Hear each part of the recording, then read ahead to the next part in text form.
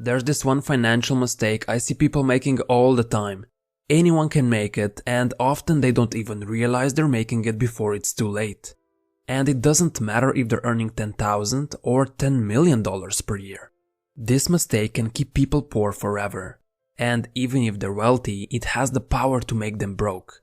So, what is that mistake? It's falling prey to lifestyle inflation. It's best I try to explain what that is through a concrete example. This is Mike. Mike currently works at a job where he makes $30,000 per year. He spends roughly $25,000 to cover his essential expenses, which are food, housing costs, his car and gas, insurance, etc. Things that are essential and are needed to live a normal life. And the leftover $5,000 he spends on vacations, gifts, new clothes, and other non-essential stuff. Things that are nice to have and experience but are not required to sustain himself. Luxuries, basically.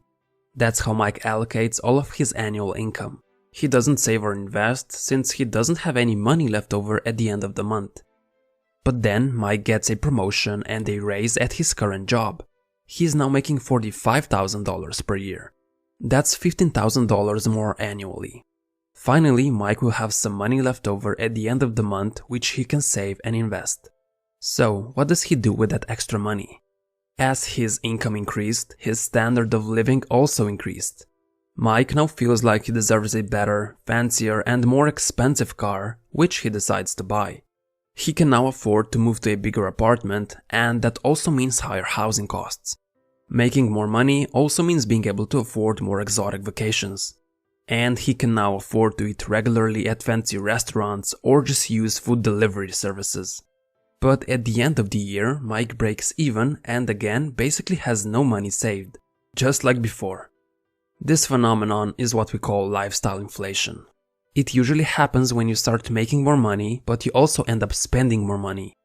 Instead of maintaining the same lifestyle, you upgrade it. Things that were once luxuries become necessities. Instead of saving or investing the extra money, you now need more money to maintain your life. And just like Mike, this is something a lot of people fall for. 78% of American workers are living paycheck to paycheck, and more than 58% have less than $1,000 in savings. At a first glance, this might not seem like that big of a deal. People can choose to spend their money however they like.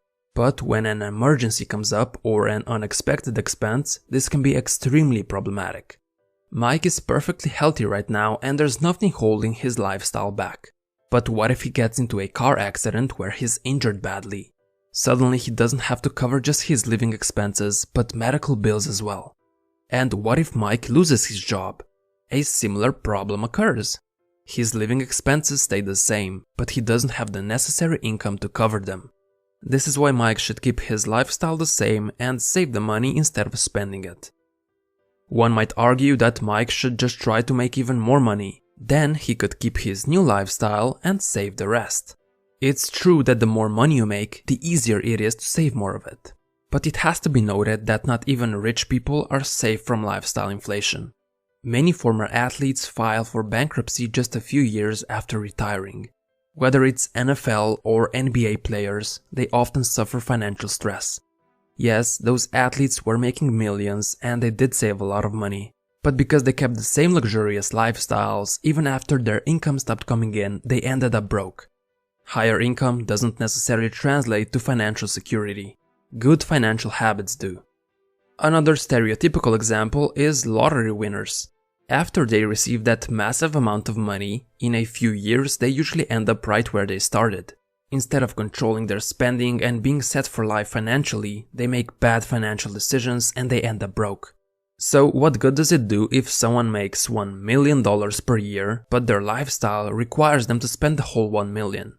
Being rich isn't just about how much money you make, but also about how much money you can keep. And don't fall for society's illusion of wealth. Some people might seem wealthy because they spend so much money on trying to look rich. But just because someone wears $5,000 worth of clothes or drives a sports car, it doesn't mean they're wealthy. A lot of those people are struggling financially and just waste their money on expensive brand items. That's just the society we live in right now. We put a lot of value on things that we can show to other people. So it's not completely your fault if you fall prey to lifestyle inflation. Your lifestyle habits come from your friends, social media, and the culture you're a part of. And if you look around, most people are living an extravagant lifestyle. So you might feel like you're expected to do so as well, since it's normal because everyone else is doing it. But remember that quote-unquote normal in this case means being broke and living paycheck to paycheck. So what can you do to avoid lifestyle inflation? Knowing about it and acknowledging it is half the battle. If you understand that it's something that can happen to you, you're probably going to spot it if it does. The other half is being self-disciplined. Before spending money on anything, you should sleep on the decision and really ask yourself if it's going to improve your life in any way. A lot of our buying decisions these days are impulsive and done mindlessly. Do you really need a brand new iPhone every single year? What's wrong with the current one? And do you really need to get a $600 watch just because you can afford it? Again, what's wrong with the $60 one? They both show at the same time. Stop wasting money on things that don't bring you any long-term benefits just because you have some money to spare right now. There will always be something that you can splurge the money on. After all, it's very easy to spend it. Making money, however, is a little harder. So whenever your income or salary increases, so should the amount of money you save and invest. Your income is never guaranteed, that's why it's a necessity to live within your means while putting money away for the unexpected. People with a higher income might have an easier time saving, but if they just splurge, they can easily end up broke. And people with a lower income can still save money if they just budget carefully. They need to figure out what amount of money is enough to fund their lifestyle, and then they must not spend more than necessary. Now, I'm not saying that you should only save money, far from it. There's no point in saving every penny while being completely miserable as a result. Instead, I'm only suggesting that you live within your means and when your income increases, you keep a similar lifestyle. The money that you do spend should be spent on things that you enjoy and that benefit your life. If you think having a Lamborghini is what truly matters to you, go ahead and get it. As long as you don't go into debt for it and it's not to impress others or just for the sake of spending. And be sure to keep in mind that it requires expensive maintenance. I'm going to leave you with one of my favorite quotes from Fight Club. We buy things we don't need, with money we don't have, to impress people we don't like. Are you going to be one of those people who falls for lifestyle inflation? Or are you going to rise above it? The choice is yours. Thanks for watching.